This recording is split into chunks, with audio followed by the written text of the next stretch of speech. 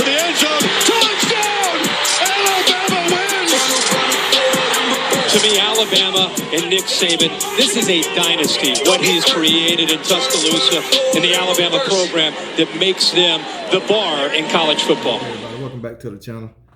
Just coming back to talk about this article I ran across. It's called One Bold Prediction for Each SEC Football Team for the 2022 season. It's on the Auburn Wire.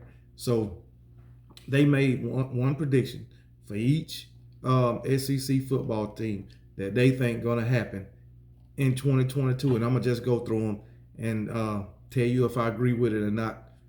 And tell you the reason why I agree or the reason why I don't agree with it. But we're going to start from the bottom and work our way up to the top. Basically saying the worst to first. So we're going to start out with Vanderbilt. So the prediction for Vanderbilt is Clemson's transfer, Kane Patterson, returns to his hometown to lead the Commodores in tackles. I'm going to agree with that. I mean, it's Vanderbilt, man. And this guy coming from Clemson, I'm sure he will have an impact on the Vanderbilt defense. So in 2019, he only had 11 tackles with a sack. 2020, he had 16 tackles. 2021, he had 4 tackles. So I'm assuming that he was never a starter at Clemson, so he decided to transfer to Vanderbilt where he know he can play. So I'm agreeing that he will lead Vanderbilt in tackles. So the next one is Missouri. And what it says about Missouri is Jack Abrams starts the season as the team's starting quarterback. Jack Abrams is a transfer. He was with Southern Miss for 3 years, and then he transferred to Mississippi State. But in 2018, he was at Southern Miss. He threw for 2,347 yards, 15 touchdowns, and 10 interceptions. 2019 at Southern Miss, he threw for 3,496 yards, 19 touchdowns, and 15 interceptions. 2020, he threw for 1,224 yards, 7 touchdowns, and 4 interceptions, also at Southern Miss. And he transferred to Mississippi State, but he never played at Mississippi State. And now he'll be at Missouri. I don't know if he wasn't eligible to play at Mississippi State, but he done transferred to Missouri now. And with these passing numbers, I can say he will be the starting quarterback at Missouri. But one thing about it, he's throwing a lot of interceptions. So we'll see how he work out at Mississippi State. So, but at Missouri. So we'll see how he work out at Missouri. Next up, I got South Carolina, and it says about South Carolina, the Gamecocks upset several SEC teams this season. I'm not going to agree with that. I disagree with that. So, I mean, last season they offense was gaining 338.3 yards a game, and their defense was giving up 55.8 yards a game. So if you're giving up more than you gaining, you're not going to be too successful. So if they continue to do that this season, they won't beat me in the SEC team. So I'm going to have to disagree with the prediction about South Carolina, about they'll beat a lot of SEC teams this season. I just don't agree. So next up is Mississippi State. It says Mississippi State, Will Rogers leads the SEC in passing yards.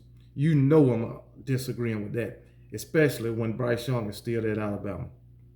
You got to understand, Bryce Young threw for almost 5,000 yards last season, 47 touchdowns, most in the country. So I really got to disagree with Will Rogers will lead the SEC in passing yards. Not as long as Bryce Young is around. Next up, we got Arkansas. So let me see if I can. Okay, Arkansas, they say is Malik Hornsby makes the transition to wide receiver and has a huge role in the Razorback offense. I can agree with that. The guy runs. He was a quarterback, and then he got a little bit of playing time at quarterback last season. The dude runs a 4.5, so I mean the dude is pretty fast. So he would be great at wide receiver. He was a freshman quarterback last season. He only threw for 46 yards, but guess what? He ran 24 times for 136 yards. So I mean, I can agree with that. I can agree that he can make the transition to wide receiver and be successful and play a huge role in their offense as a wide receiver. Next up, we got Kentucky. Let's find Kentucky. They say it's true freshman Baron Brown becomes the Wildcats' #1 receiver. I'm gonna agree with that. Because this guy he's a freshman. He's just finna be a freshman. This is his first year in college, but he had 1,171 receiving yards on 62 catches, 17 touchdowns, and 4 rushing touchdowns as his varsity football career in high school. So I'm gonna agree with that, but I'm somewhat on the fence with it because it's hard to lead a team as a freshman, as a receiver. So I'm gonna agree, but it's hard. It's hard, man. No, I can't agree with that. I'm gonna disagree with it. I just can't. I'm gonna disagree with it because it's just hard to come in as a freshman and lead a team as a wide receiver. To be the #1 wide receiver as a freshman, that is hard. And I looked at his stats. He's got almost 1,200 yards receiving on 62 catches, 17 touchdowns receiving, 4 interceptions during his varsity career in high school. I mean, those are not bad numbers, but those are not great numbers. So I'm going to just go ahead and disagree with that. And then next up, we got Tennessee. I got to see what they said about Tennessee. Let me get to it. They said about Tennessee that Josh Heupel wins SEC Coach of the Year. I'm going to agree with that. Josh Heupel, he made a great improvement to that Tennessee program in 2021 from 2020. Because 2020, they went 3-7. Last year, they went 7-6. That's a great improvement. And their offense can be explosive. But their defense, they giving up too many yards. But their offense can be explosive, especially with Hendon Hooker. Hendon Hooker is a pretty good damn quarterback. So I'm going to agree with that. If they can improve from 7-6 and go 8-4, 9-3, I'm going to agree with it. So, and especially if they can pull off a big win. So I'm going to agree with that. Josh Heupel will win SEC Coach of the Year. Next up, I got Ole Miss. Let me get what they said about Ole Miss. They said Ole Miss UFC transfer Jalen Roberts has over 1,000 yards receiving. I'm gonna agree with that. Because he's a transfer from USC. At USC, in 2020, he had 979 yards receiving. So, and 6 touchdowns. 2021, he only had 332 yards with 2 touchdowns. He got hurt, so he was out for 5 games with a knee injury. So hopefully he done recovered and he can come back and get those 1,000 yards that they predicted for Ole Miss. Lane Kiffin loved to throw the ball, so I agree with that. All right, next up we got LSU. Let's see. Where we at? LSU. Let me find these clowns, man. I don't have no confidence in them either. But LSU, Keyshawn Butte wins the Biletnikoff Award. Negative. I do not agree with that. I know he's a pretty good wide receiver. 2020, he had 735 receiving yards. 2021, he had 509 receiving yards with 9 touchdowns on 38 receptions. Great number, and he got hurt in 2021. He went out with an ankle injury. So, but I don't think he's gonna win no Biletnikoff Award. You know why? Because we got a guy that's running 4.19 with great hands and can create separation real fast. In our transfer, Tyler Harrell from Louisville. So I don't agree with that. I'm picking Tyler Harrell to win the Biletnikoff Award. And he got a quarterback that can get him the ball, and that's real. So that's who I'm going with. Next up, we got Auburn. Let's see what they saying about Auburn. Auburn, Tank Bigsby leads the SEC in rushing yards. I disagree with that. I disagree with it. You know why? I'm going with our transfer from Georgia Tech, Jahmyr Gibbs, to lead the SEC in rushing. That's who I'm going with. I know I might get a lot of kickback talking about our O-line is not that good. That was last year. This is a whole new season, a whole new team. So I'm going with Jahmyr Gibbs going to be the lead the SEC in rushing yards. Damn right. Next, we got Florida coming up. What they said about Florida, Brendan Cox Jr. will hit double digits in sacks. I agree with that. In 2018, he had 7 sacks. 2020, he had 4. In 2021, he had 8.5. So I'm going to agree that he's going to get double-digit sacks this season. I don't give a damn if it ain't but 10. That's double digits. I'm agreeing with that. All right. Next up, Texas A&M. What did they say about Texas A&M and old Jimbo Fisher? Texas A&M,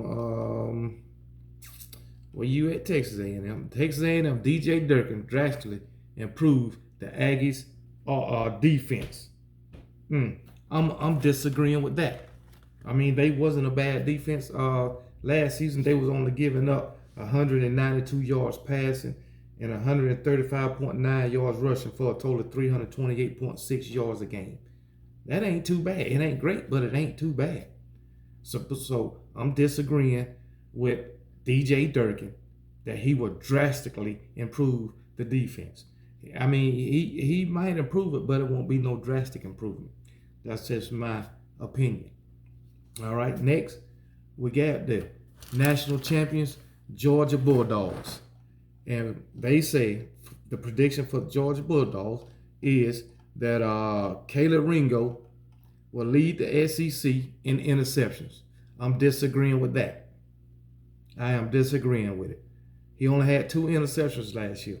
And I don't think you can go from 2 interceptions to lead the SEC in interceptions in 1 year unless you make drastic improvements. That's the only way.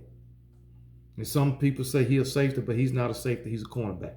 And I seen him get beat last season. But he did have some good numbers. There was only 2 games out of 15 that Caleb Ringo gave up over 40 yards. Only 2 games. He held everybody. He held 13 teams or receivers to under 40 yards. Now that's a great stat right there. But it was 2 games that he gave up over 40 yards. And that was against who? Alabama in the SEC championship and the national championship. So, and he got beat. I know he got beat at least 3 times in the SEC championship. I seen it with my own eyes. And he got beat in the national championship. So, but they say and I mean the guy is pretty good, man. The guy's pretty good. But I don't think he's good enough to lead the SEC in interceptions.